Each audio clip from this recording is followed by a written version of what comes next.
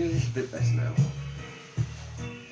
Obviously, there's far too little spirit in my soul, yeah. So I'm trying to sort that one out, yeah.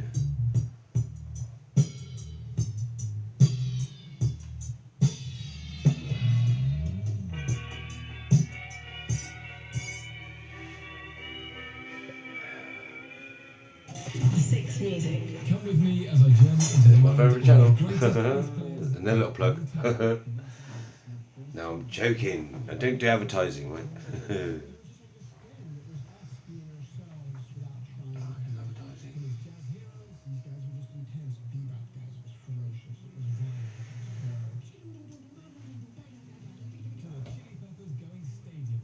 There was something else that Professor Cox said about our insignificance on this place, right?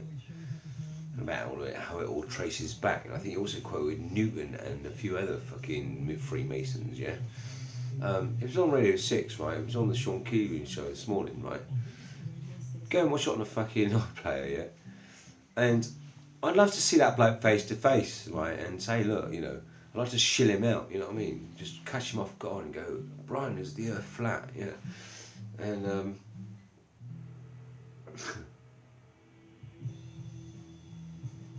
but like I said, people like living in Chelsea, right? People like having money, right? Because that's what the money paradigm drives, right? Greed and those that have and those that haven't. Because those that haven't, certainly in this Western paradigm in the UK, right, are kept suppressed by those that have, right? We've always known that, right? My grandfather knew it. My dad knew it, right? My dad was a clever man, right? He managed to get his work his way through, but with hard work and fucking whatever. And but his grandfather had to work hard, right?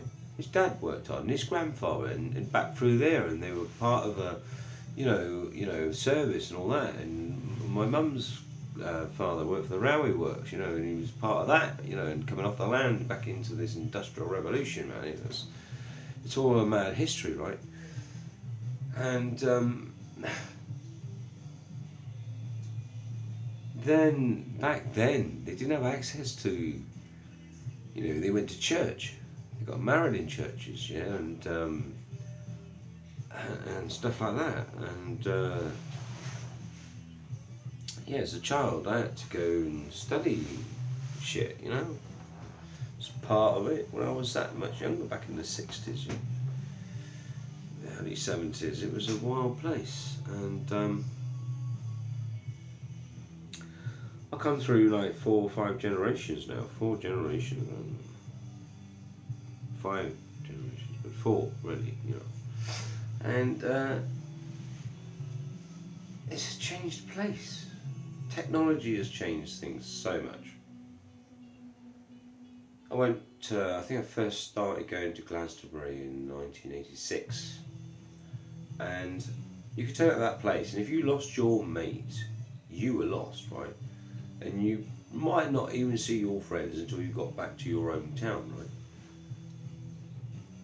And they used to, and they still do have these pillars of posts, or they used to, right, where you go and put a stick on it, you go, right, I'm going to be at such and such at such a time, right, meet me, whatever, right.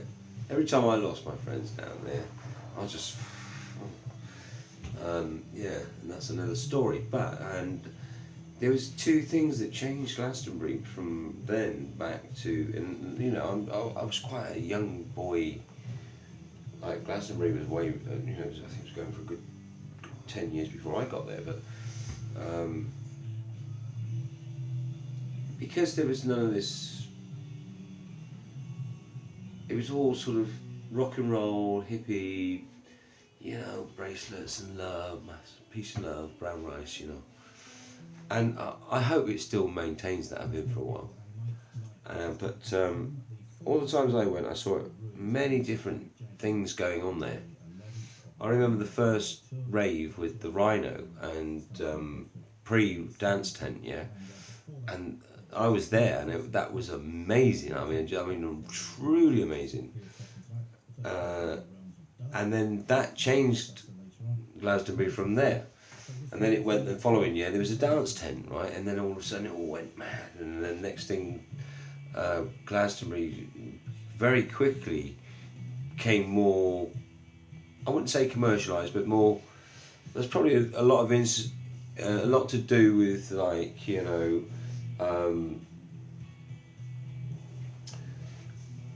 one paradigm of the Glastonbury Festival was getting older, and there was a younger paradigm moving through, right?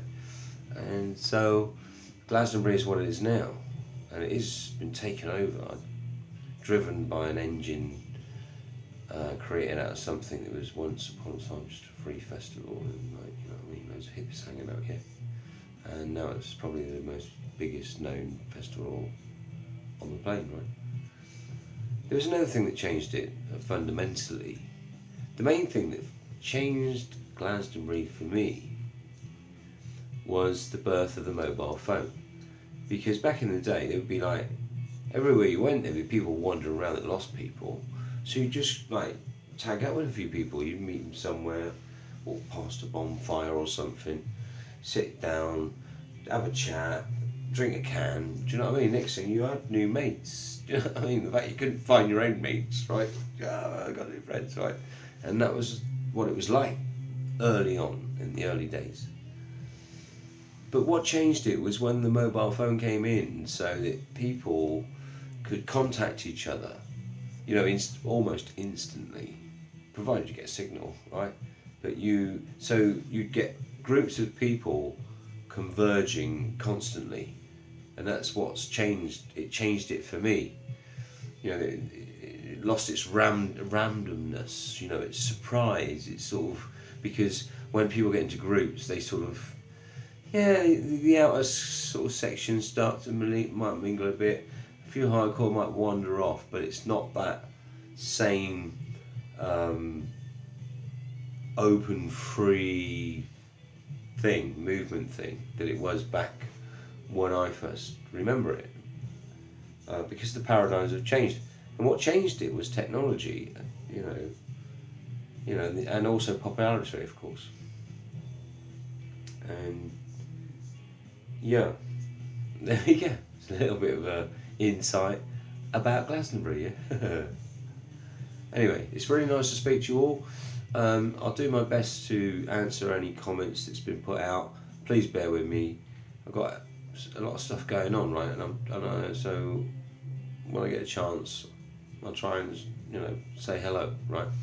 But just bear with, and I'll catch you all on the flat earth, brothers and sisters.